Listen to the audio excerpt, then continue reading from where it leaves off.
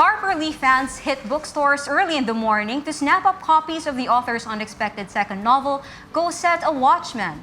Meanwhile, artwork of tiny proportion goes on display in London this week. Precious Ong will tell us why.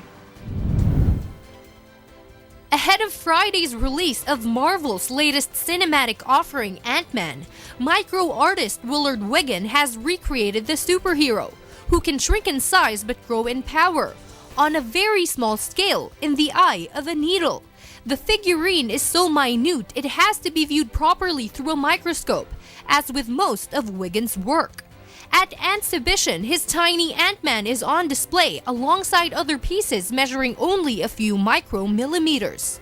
Wiggin began creating the tiny work at the age of 5 when he made houses for ants, one of which is also on display at Antzibition, in a gallery made up of a small room at London's Old Street station.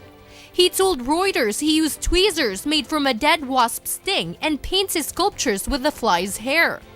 Ant-Man, which stars Paul Rudd and Michael Douglas, is to be released on July 17. Meanwhile, book lovers snapped up Go Set a Watchman, the much-anticipated second novel by To Kill a Mockingbird author Harper Lee, when the book hit shelves in New York City on Tuesday morning. The book's publisher Harper, an imprint of HarperCollins, astonished the literary world in February when it announced it would publish a book that only a few people knew existed. Harper said the manuscript came to light recently after Lee's lawyer discovered it in a safety deposit box with the original manuscript of To Kill a Mockingbird.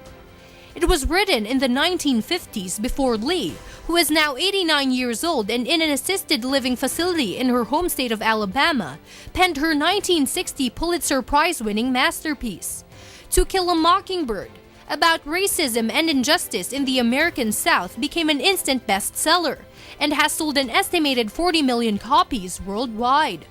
It was also made into an Oscar-winning film starring Gregory Peck as Atticus Finch. Precious Ong reporting for Y News.